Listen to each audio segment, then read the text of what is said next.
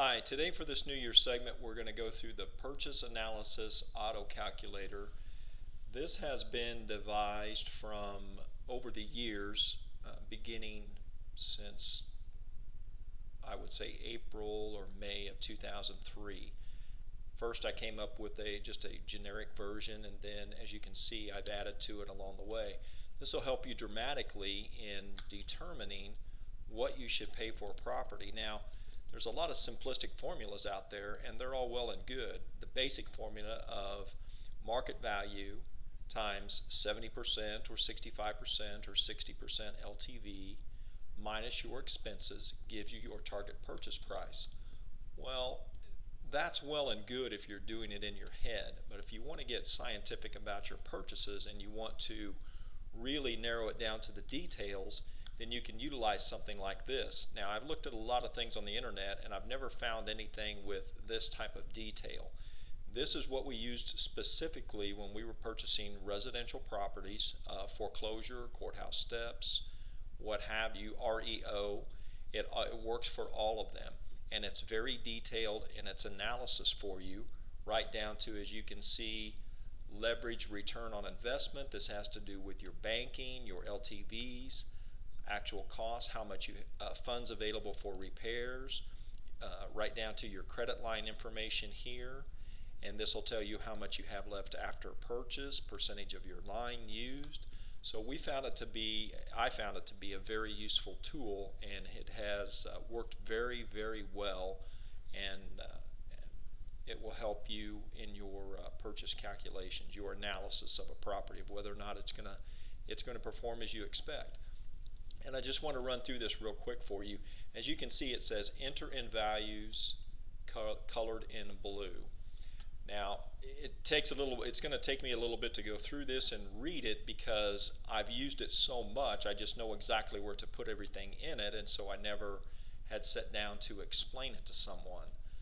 First of all, you have your property address. Anything that's in blue, that you see in blue, this is something that you're going to have to enter in a variable, a value. You're going to have to enter in a value for it. So right here, the square footage of the property, as you can see, this was a property in Kansas City.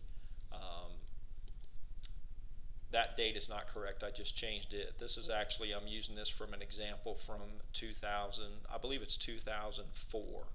This was 11/24/2004 when we had looked at this property, and we actually bought this property. I think it's this property, or it might have been 7236. I may have changed this too. Anyway, 1,497 square feet. This is one of the first variables that you can enter, and in fact, we'll just change it. 1,500 square feet. Now you can see how the numbers start to change here. Price per square foot. What this is from, and I'll actually type this in here for you so that you have it. Info from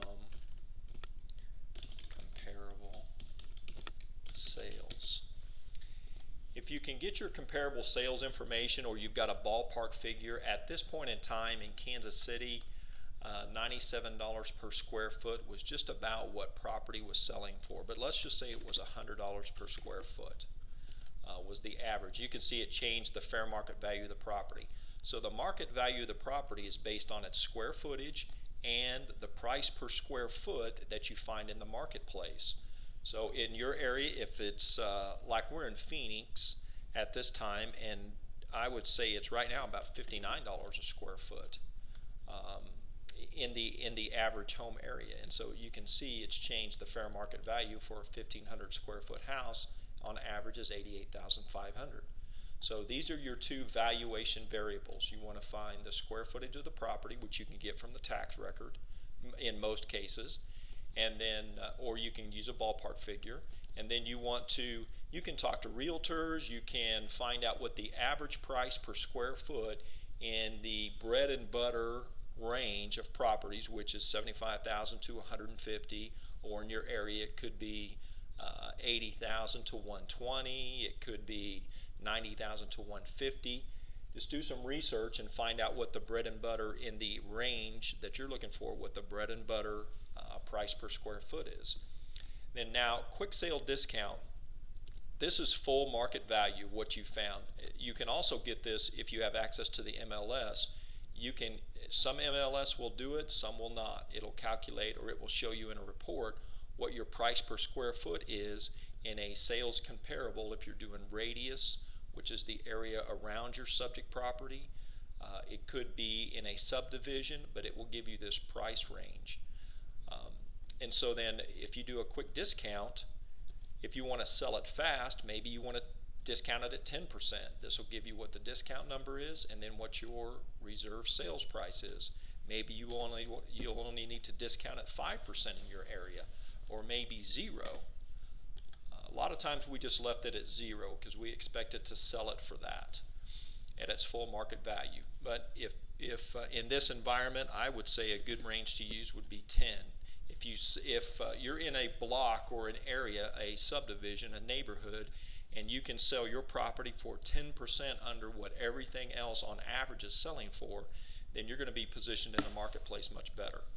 Now, reserve sales price, it shows that. Disposition selling fee. We always either flat fee listed our properties, or this was actually 3% was for the selling agent if we had to do a co-op with a selling agent. So if you change it to 0, there is nothing. If you change it to 3%, okay. Now also, this is something you need to know too. You're paying a realtor 3%, but actually if you look at your calculations and your profitability, they are actually being paid 8.7% of your net profit. Just because a realtor gets paid 3% doesn't mean it's 3%. You have to look at it from a net profit standpoint. Okay, so profit factor, we always went for an average of 30% per deal. This will let you